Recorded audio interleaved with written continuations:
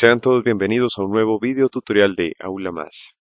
A continuación vamos a estudiar la conjunción. La conjunción es uno de los conectores lógicos más importantes estudiados en lógica matemática. ¿Cómo se define la conjunción? Se define de la siguiente forma. Dadas dos proposiciones P y Q, se define la conjunción de ambas como la proposición compuesta P y Q denotada como P y Q. Bueno, aquí hay que aclarar varios aspectos. Primero que todo, la conjunción, como ya hemos mencionado, es uno de los conectores lógicos más importantes. Y debemos tener presente que, como conector lógico, la conjunción es utilizada para obtener una proposición compuesta a partir de otras dos proposiciones, que normalmente pues son proposiciones simples. ¿Y qué es un conector lógico? Es aquel que permite efectuar unas operaciones lógicas con unas cuantas proposiciones para obtener, como ya se mencionó, una proposición compuesta. ¿Cómo opera la conjunción? Mediante lo que se denomina una partícula de enlace. Todos los conectores lógicos vienen representados por partículas de enlace. Y en este caso, pues la conjunción, que es la primera que estudiamos, presenta la partícula de enlace I, que en matemática lógica, se representa mediante ese símbolo, que también lo leemos como una I. Parece un triángulo carente de base, o también lo podemos ver como una punta dirigida hacia arriba. Entonces simplemente lo vamos a leer como I. Se lee como I. Bueno, cuando ya estudiamos otros conectores lógicos veremos qué partículas de enlace utilizan y obviamente cuál es el significado de cada uno. Hay algo muy importante con relación a la conjunción que se puede adicionar a esa definición, y es la siguiente. La conjunción solo es verdadera cuando ambas proposiciones dadas P y Q son verdaderas.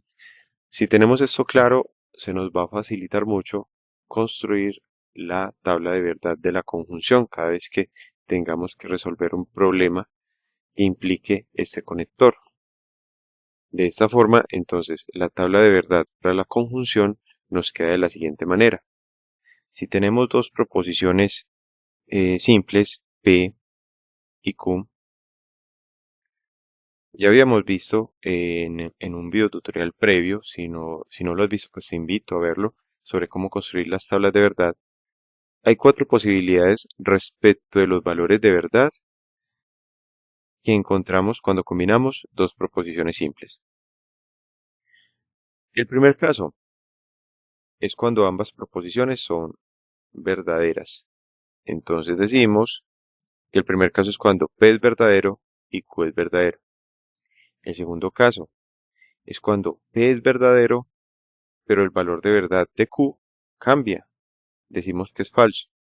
El tercer caso sería resultante de la combinación de considerar que P sea falso, es decir, que ya no tenga valores de verdadero, pero que Q sea verdadero.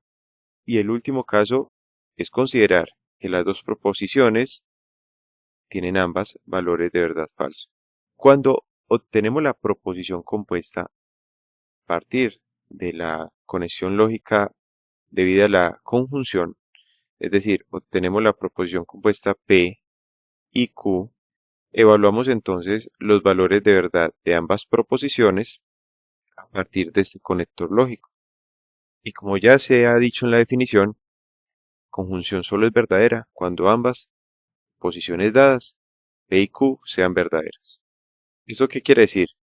Que si alguna de las proposiciones al aplicar la conjunción es falsa, entonces la proposición compuesta resultante va a ser falsa también. A la luz de estas definiciones, si P es verdadera y Q es verdadera, entonces la proposición compuesta P y Q es verdadera. Para los siguientes casos, cuando P es verdadera y Q es falsa, como una de las dos es falsa, entonces la proposición compuesta resultante de la conjunción es falsa. En el siguiente caso, si P es falsa y Q es verdadera, como P es falsa, es decir, una de las dos es falsa, entonces la proposición compuesta también es falsa. Y en el último caso, si ambas proposiciones son falsas, pues como mínimo se necesita una para que la compuesta sea falsa y ambas son falsas, entonces la proposición compuesta es falsa. Recordemos entonces que para la combinación de dos proposiciones siempre vamos a obtener una tabla de verdad con cuatro casos posibles inicialmente. Vamos a indicarlos de todas maneras, aunque lo más importante es el resultado de la combinación de los valores de verdad de las proposiciones bajo el conector lógico de la conjunción. Ya si queremos aplicar estos conceptos a ejemplos con enunciados concretos para comprender mejor, podemos decir que P sea una proposición simple que nos dice lo siguiente. Digamos que 2 es un número primo par. Recordemos que los números primos son aquellos que solo pueden ser divididos por sí mismos por el 1. Ahora, si decimos que Q significa, por ejemplo, que 7 es un número primo impar. Recordemos que en lógica una proposición puede tener uno de dos valores de verdad, como ya mencionamos aquí en la tabla. Es decir, por ejemplo, la proposición P puede ser verdadera o falsa, pero no puede ser ambas cosas a la vez, lo mismo Q. Q va a ser verdadera o va a ser falsa. En este caso, en este primer ejemplo, tenemos que tanto la proposición simple Q como la proposición simple P son ambas verdaderas. Entonces P es verdadera porque 2 es un número primo par y 7 es verdadera porque es un número primo impar. El valor de verdad de la proposición resultante, en este caso, a partir de la conjunción P y Q, sería del siguiente modo. 2 es un número primo par y 7 es un número primo impar. Como ambas proposiciones iniciales son verdaderas, entonces la proposición compuesta P y Q tiene un valor de verdad de verdadera. Bueno, eso como un primer ejemplo. Consideremos otro ejemplo para aclarar más este concepto de la conjunción. Y no necesariamente tenemos que utilizar las mismas letras. Sabemos que las proposiciones simples se suelen representar por letras minúsculas como la P y la Q. Incluso esta proposición compuesta obtenida la podemos indicar con una letra mayúscula. Cuando son proposiciones compuestas, se considera el uso es de letras mayúsculas. Por ejemplo, P y Q, esta proposición obtenida, vamos a escribirla en este lado. Escribimos P y Q. Esta se puede expresar también como con otra letra mayúscula, por ejemplo la A. Entonces, en una tabla de verdad ya no utilizaríamos P y Q, sino A mayúscula. Obviamente hay que indicar qué significa A mayúscula. Utilicemos otras letras minúsculas para posiciones simples, por ejemplo la M, y digamos que para M, para un enunciado, el Sol es una estrella, y utilicemos otra posición simple, que diga, por ejemplo, la Luna es un planeta. Son ejemplos súper sencillos para entender mejor la obtención de los valores de verdad de las proposiciones compuestas.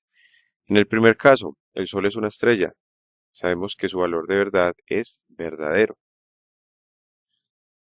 Efectivamente, el Sol es una estrella que irradia con luz propia. Cuando vamos a la segunda proposición N, la Luna es un planeta, sabemos que no. Que la Luna gira en torno a la Tierra, nuestro planeta, y es un satélite natural. Luego, cuando obtenemos la proposición compuesta de conjunción P y Q con la partícula enlace I, perdón, no es P y Q, sino ya sería M y N, la composición compuesta M y N con la partícula enlace I, obtenemos lo siguiente. El Sol es una estrella y la Luna es un planeta.